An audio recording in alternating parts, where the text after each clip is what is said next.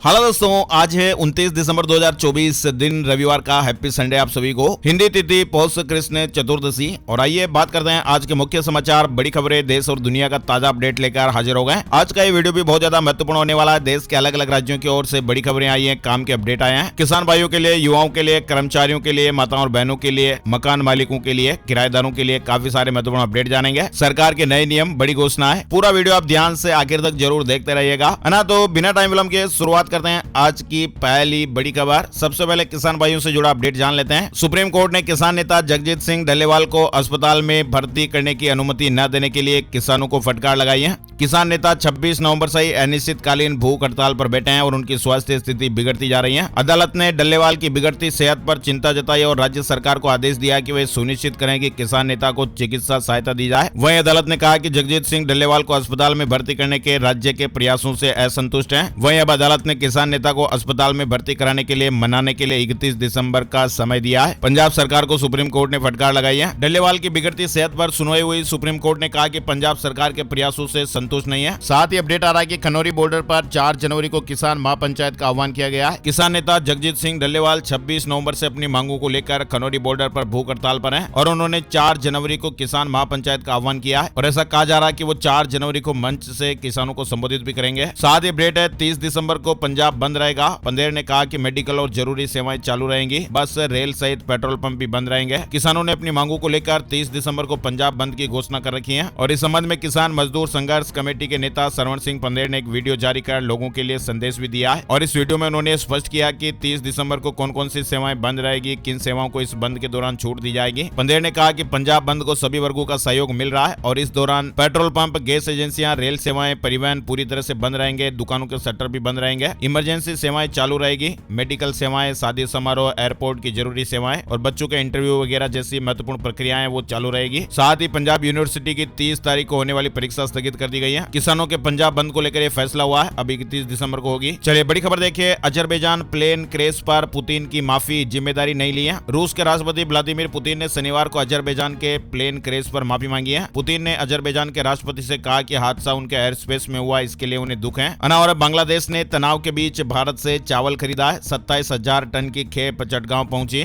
बांग्लादेश ने कहा कि भविष्य के संकट से बचने के लिए जरूरी है, यानी भारत और बांग्लादेश में लगातार बढ़ती तल्खी के बाद भी व्यापार जारी है। बांग्लादेश की अंतरिम सरकार ने भारत से चावल इंपोर्ट करना शुरू कर दिया है। खबरें हैं कि बांग्लादेश ने भारत से 2 लाख टन चावल खरीदने का फैसला किया है। बीएसएनएल के 19,000 एम्प्लॉयज की नौकरी जा सकती है। टेलीकॉम डिपार्टमेंट ने वित्त मंत्रालय से दूसरी वीआरएस की मंजूरी मांगी है और इसके बाद कैबिनेट की सहमति जरूरी होगी। दरअसल टेलीकॉम डिपार्टमेंट वीआरएस के जरिए एम्प्लॉयज की संख्या में 35% तक की कमी लाना चाहता है और कंपनी की फाइनेंशियल कंडीशन में भी सुधार करना चाहता है। इकोनॉमिक टाइम्स ने अपने एक रिपोर्ट में इस तरह की जानकारी शेयर की है। हालांकि कंपनी या सरकार की ओर से ऑफिशियली तौर पर इस तरह की कोई भी जानकारी नहीं दी गई है। वहीं देखिए दिल्ली से जुड़ा अपडेट है। आम आदमी पार्टी की महिला सम्मान योजना की जांच होगी। दिल्ली एलजी ने कहा कि नागरिकों की निजी जानकारी जुटा रहे हैं, कानून तोड़ने वालों पर पुलिस एक्शन ले। फिलहाल दिल्ली के उपराज्यपाल वीके सक्सेना ने आम आदमी पार्टी की महिला सम्मान योजना की जांच के निर्देश दिए हैं। चलिए बड़ी खबर आ रही है कश्मीर घाटी को लेकर। कश्मीर घाटी में लगातार दूसरे दिन शनिवार को भी भूकंप के झटके महसूस किए गए। शनिवार देर शाम को रिक्टर स्केल पर 3.4 तीव्रता का भूकंप आया। बड़ी खबर देखिए, इंडिगो की फ्लाइट 16 घंटे से मुंबई में फंसी। इस्तांबुल जाने वाली इंडिगो एयरलाइन की एक फ्लाइट टेक्निकल यानी तकनीकी खराबी के कारण 16 घंटे से ज्यादा समय तक मुंबई एयरपोर्ट पर फंस गई और इसमें करीब 100 पैसेंजर मुंबई के छत्रपति शिवाजी महाराज इंटरनेशनल एयरपोर्ट पर फंस गए। हालांकि एयरलाइन ने माफी मांगते हुए कहा कि दूसरे एयरक्राफ्ट की व्यवस्था की गई है और फिर फ्लाइट ने रात 11 बजे उड़ान भरी। वहीं देखिए अफगानिस्तान बॉर्डर पर तालिबान और पाकिस्तानी सेना में झड़प देखने को मिल रही है। पाकिस्तान और अफगानिस्तान यानी तालिबान में फिलहाल तनाव का समय चल रहा है। और अमित शाह और जेपी नड्डा को सीएम योगी आदित्यनाथ ने महाकुंभ का न्योता दिया। दिल्ली पहुंचे मुख्यमंत्री योगी आदित्यनाथ शनिवार को 2 दिवसीय दौरे पर नई दिल्ली पहुंचे और वह दोपहर में यूपी सदन भी पहुंचे। शाम को पूर्व राष्ट्रपति रामनाथ कोविंद, भाजपा के राष्ट्रीय अध्यक्ष जेपी नड्डा, गृह मंत्री अमित शाह, रक्षा मंत्री राजनाथ सिंह और मिजोरम के राज्यपाल जनरल वीके सिंह से मुलाकात की और इस दौरान योगी आदित्यनाथ ने सभी को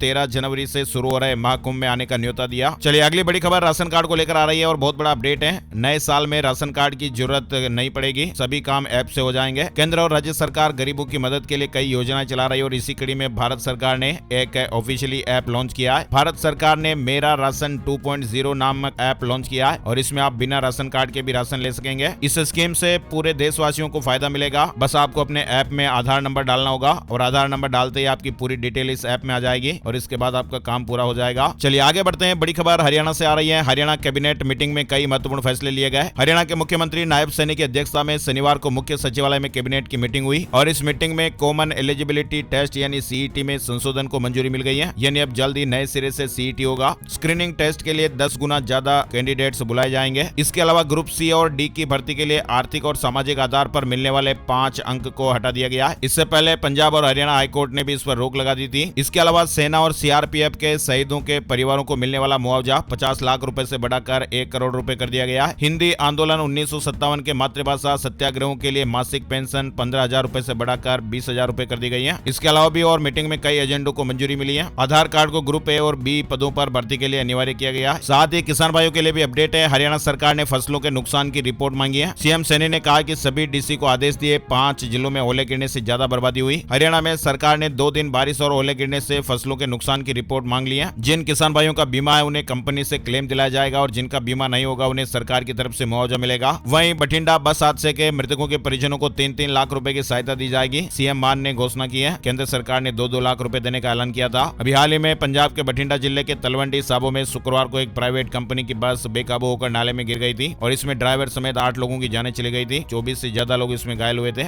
और हार्ट, किडनी और बीपी, शुगर समेत 27 तरह की दवाइयों के सैंपल फेल हो गए। हिमाचल में ये दवाइयां बनी थी। स्टॉक को वापस मंगाया गया। 13 कंपनियों को नोटिस भी दिए गए। हिमाचल प्रदेश में बनी 27 दवाइयों के सैंपल फेल हो गए। और 6,000 करोड़ रुपए का घोटालेबाज भूपेंद्र जाला मेहसाणा से गिरफ्तार। कंपनी ने फिक्स डिपॉजिट 3 साल में दोगुना करने का लालच देकर निवेशकों से रुपए ठगे थे। गुजरात और राजस्थान में पोंजी स्कीम से करीब 6,000 करोड़ रुपए का घोटाला कर फरार हुए बीजेड फाइनेंस कंपनी के सीईओ भूपेंद्र सिंह जाला को क्राइम ब्रांच ने मेहसाणा से गिरफ्तार कर लिया। उत्तराखंड में 24 घंटे खुले रहेंगे होटल और रेस्टोरेंट। न्यू ईयर सेलिब्रेशन के लिए आ रहे पर्यटकों को देखते हुए सरकार ने यह निर्णय लिया है। आदेश भी जारी हो गए। यानी उत्तराखंड में अब नए साल के जश्न पर होटल, रेस्टोरेंट और ढाबे 24 घंटे खुले रहेंगे और यह आदेश करीब 1 सप्ताह तक लागू रहेगा। यूनिटेक के अधूरे प्रोजेक्टों में फंसे बायर्स के लिए भी राहत भरी खबर आई है। जनवरी 2025 से यूनिटेक के 39 प्रोजेक्टों पर काम फिर से शुरू होने जा रहा है और इन प्रोजेक्ट के तहत 6,000 से अधिक बायर्स को अगले 24 से 36 महीनों में उनके फ्लैट मिलने की उम्मीद है। ये पूरा काम सुप्रीम कोर्ट की निगरानी में होगा। वहीं रेल यात्रियों के लिए भी जरूरी अपडेट आ रहा है। भारतीय रेलवे 1 जनवरी से नया टाइम टेबल लागू करने वाला है। देश के 3 करोड़ से ज्यादा डेली ट्रेन पैसेंजर्स के लिए तो ये बड़ा अपडेट है। भारतीय रेलवे 1 जनवरी 2025 से ही रेल का नया टाइम टेबल जारी कर रहा है। गुरुग्राम से जुड़ी बड़ी खबर आ रही है। अवैध रूप से रह रहे रोहिंग्या और बांग्लादेशियों की तलाश शुरू कर दी गई है। मकान मालिकों के खिलाफ भी कार्रवाई होगी। यानी बिना पुलिस को सूचना दिए गुरुग्राम में विदेशियों को फ्लैट किराए पर दिए जा रहे हैं। पुलिस जांच में पहले भी इस तरह के कई मामले सामने आ चुके हैं, लेकिन एक बार फिर गुरुग्राम पुलिस ने अवैध रूप से रह रहे रोहिंग्या और बांग्लादेशियों के खिलाफ कार्रवाई के लिए विशेष अभियान शुरू किया है और इसके तहत वेरिफिकेशन के बिना रहने वाले किराएदारों और मकान मालिकों के खिलाफ भी कार्रवाई होगी। इसको लेकर गुरुग्राम में सुरक्षा के मद्देनजर विशेष अभियान चलाया जाएगा। गुरुग्राम में पुलिस ने सभी से अपील की है कि किराएदारों, घर में काम करने वालों, होटल में काम करने वालों का वेरिफिकेशन जरूर कराएं। दिल्ली एनसीआर में नकली नोटों की तस्करी। दिल्ली पुलिस की स्पेशल सेल ने नकली नोटों के धंधे में लिप्त एक अंतर्राष्ट्रीय गिरोह का भंडाफोड़ किया है और इस गिरोह के सरगना को भी गिरफ्तार कर लिया गया है। 500 रुपए के नकली नोट इनसे बरामद हुए हैं। और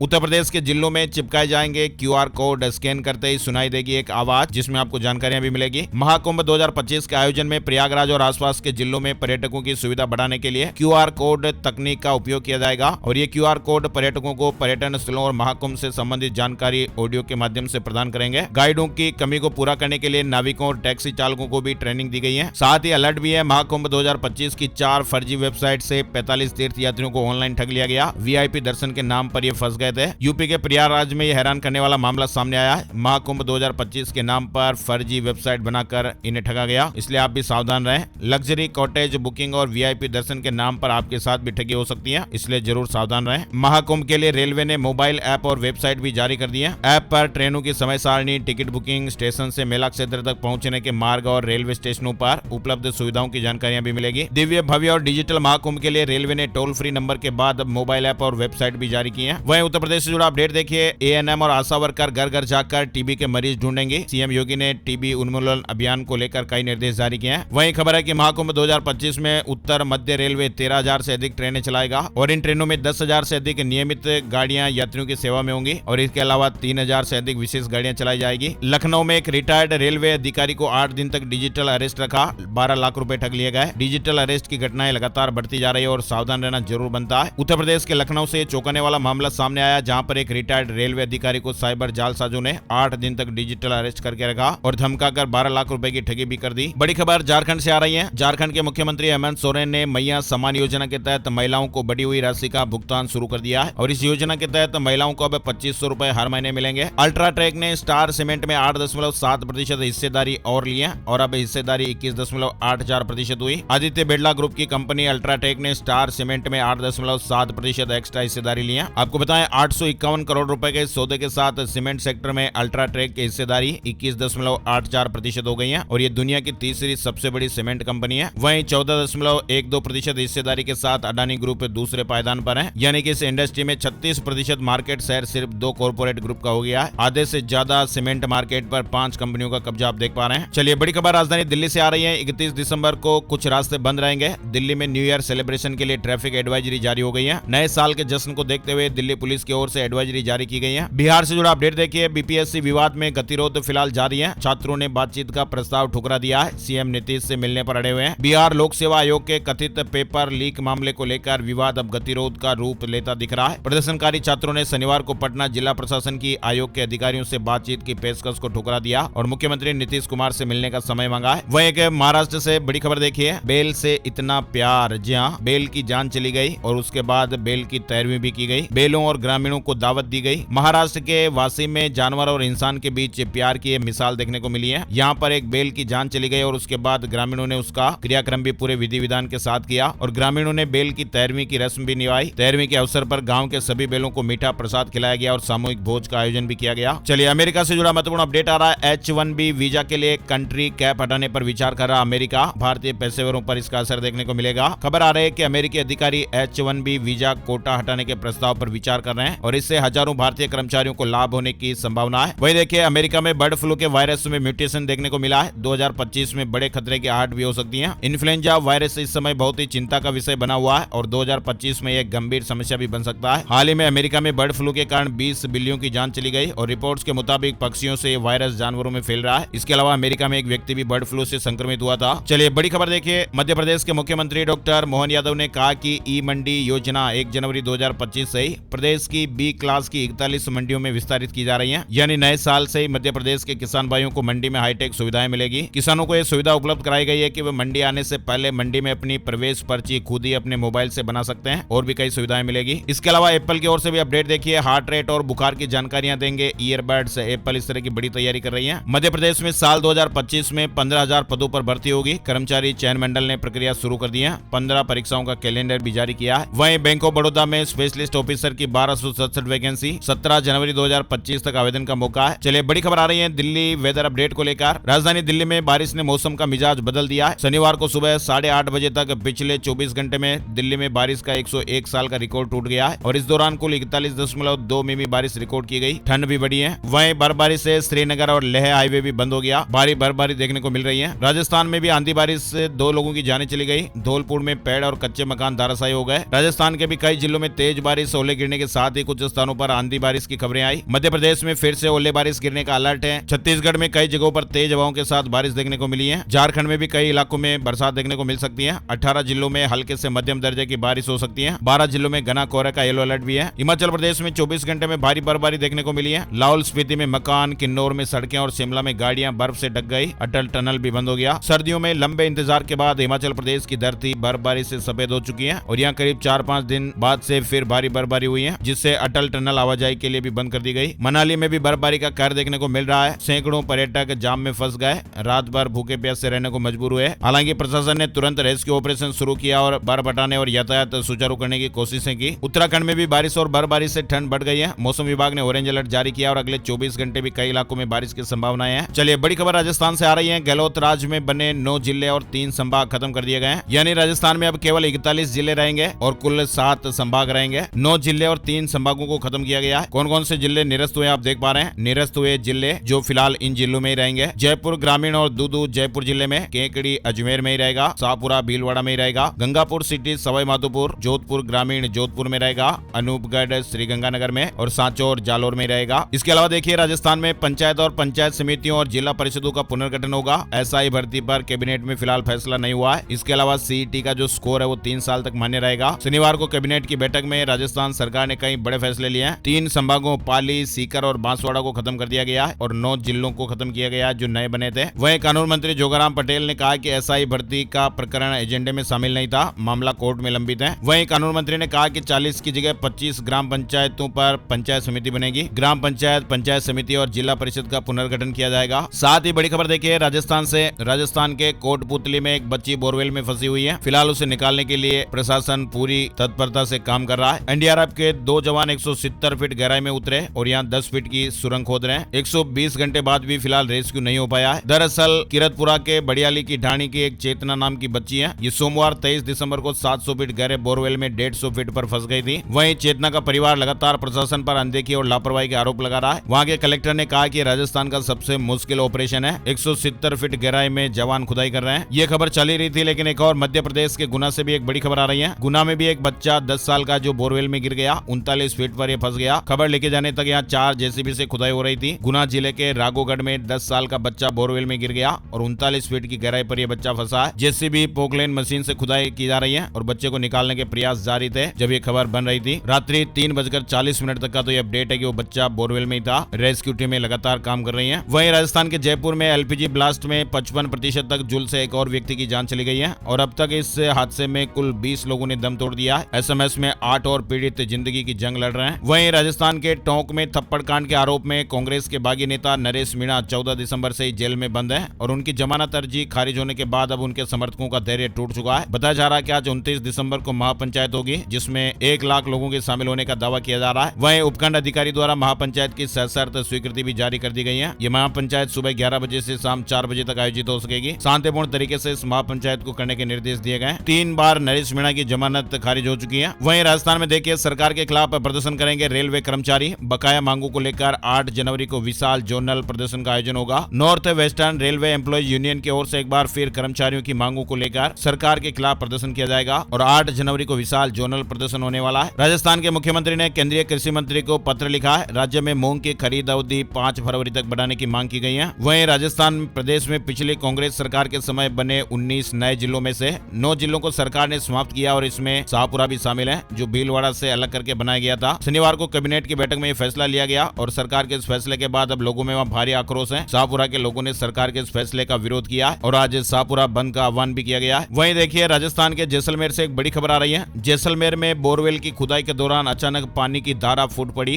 पानी की धारा जमीन से 4 फुट ऊपर तक उठते हुए गिरने लगी। खेत में नदी की तरह पानी बहने लगा और मौके पर कीचड़ हो गया। दरअसल बोरिंग हो रहा था और बोरिंग में अचानक से एकदम इतना पानी निकलने लगा कि बोरिंग मशीन ही पानी में खड्डे में गिर गई। आप देख सकते हैं इस तस्वीर में कि किस तरह से बोरिंग मशीन के हालात हो गए। 850 फीट गहरे बोरवेल की खुदाई और ये जलधारा फूट पड़ी और बोरवेल से प्रेशर के साथ पानी निकलने लगा। मीठे पानी के लिए ये बोरवेल खुदवाया जा रहा था। फिलहाल इस मामले की प्रशासन जांच कर रहा है। चलिए मध्य प्रदेश से जुड़ा अपडेट देखिए। बजट में सरकार देगी युवाओं के रोजगार की रिपोर्ट। धार्मिक स्थल, गोवंश, ई परिवहन, झुग्गी मुक्त शहर और हेल्थ सेक्टर पर भी फोकस किया जाएगा। वहीं मध्य प्रदेश में मुख्यमंत्री तीर्थ दर्शन योजना आवेदन प्रक्रिया शुरू हो गई है। 28 जनवरी तक मुरैना जिले के पात्र तीर्थ यात्री आवेदन कर सकते हैं। मुरैना जिले में मुख्यमंत्री तीर्थ दर्शन योजना के अंतर्गत रामेश्वरम के लिए विशेष ट्रेन 7 फरवरी 2025 को रवाना होगी। इच्छुक वरिष्ठ नागरिक 28 जनवरी 2025 तक अपने आवेदन तहसील, नगर निगम, नगरीय निकाय या जनपद कार्यालय की धर्मस्व विभाग शाखा में जमा कर सकते हैं। 60 वर्ष या उससे अधिक आयु के व्यक्ति इसमें पात्र होंगे। महिलाओं के लिए आयु सीमा में 2 साल की छूट दी गई है। छत्तीसगढ़ में पहला फार्मास्यूटिकल पार्क बनेगा। नवा रायपुर में सरकार ने 142 एकड़ जमीन दी है और यहाँ मेडिसिन तैयार होगी। छत्तीसगढ़ में निकाय और पंचायत चुनाव 15 जनवरी के बाद होंगे। नए मतदाता भी जोड़े जाएंगे। वोटर लिस्ट में नाम जुड़वाने की लास्ट डेट 5 जनवरी है। वहीं देखिए छत्तीसगढ़ में एक और बड़ा अपडेट आ रहा है। 24 साल बाद बड़ी बिल्डिंग के नियमों में बदलाव हुआ। हाई राइज के नियम बदले। 70 नहीं अब 60% जमीन छोड़नी होगी। फ्लैट बढ़ेंगे, कीमतें घटेगी। छत्तीसगढ़ राज्य बनने के 24 साल बाद पहली बार सरकार ने बड़े आवासीय और कॉमर्शियल कॉम्प्लेक्स बनाने के लिए ग्राउंड कवरेज एरिया 30% से बढ़ाकर 40% कर दिया है। नए नियम से 40% प्लॉट एरिया में मकान या फ्लैट बनाए जा सकेंगे। इसके साथ ही हाई राइज बिल्डिंग बनाने के नियमों में भी बदलाव किया गया है। छत्तीसगढ़ में रद्द हो सकती है आरक्षक भर्ती। गृह मंत्री विजय शर्मा ने कहा सभी जगहों पर जांच होगी, गड़बड़ी मिलने पर कैंसिल करेंगे। छत्तीसगढ़ में 5967 पदों पर आरक्षकों की सीधी भर्ती हो रही है। वहीं सिविल जज रिजल्ट को चुनौती वाली सभी याचिकाएं खारिज हो गई हैं। याचिकाकर्ताओं ने कहा कि हमारी आंसर शीट जांची नहीं गई। वहीं पीएससी का जवाब है कि गलत तरीके से पर्चा हल किया। वहीं बड़ी खबर है आगरा में 7, 8 और 9 जनवरी को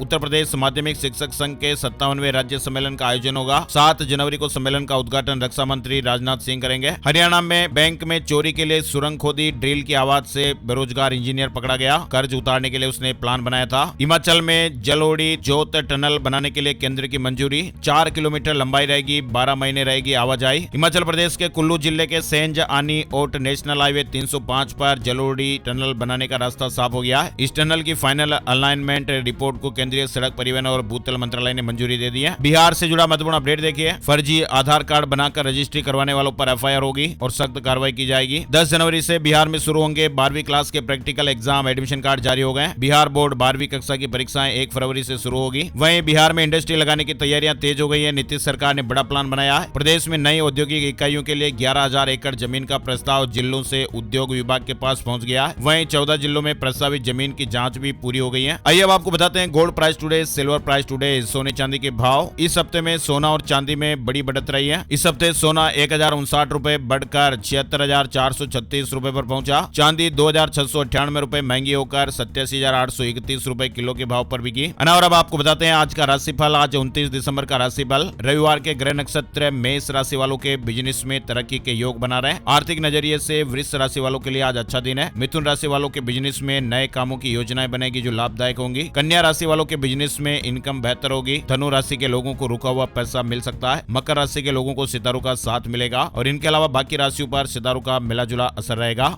तो ये थे दोस्तों आज के मुख्य समाचार, बड़ी खबरें, हेडलाइंस और सुर्खियां, अपडेट। हमारी टीम की मेहनत और मोटिवेशन के लिए प्लीज इस वीडियो को आप लाइक जरूर कीजिएगा और एक प्यार भरा सा निवेदन है, इस वीडियो को आप फेसबुक और व्हाट्सएप पर भी अपने यार दोस्तों के साथ जरूर शेयर कर दीजिएगा। उम्मीद करते हैं कि आप इस वीडियो को जरूर लाइक और शेयर करेंगे। एक और नई जानकारी और नए वीडियो में फिर मिलते हैं। तब तक के लिए जय श्री राम, जय हनुमान।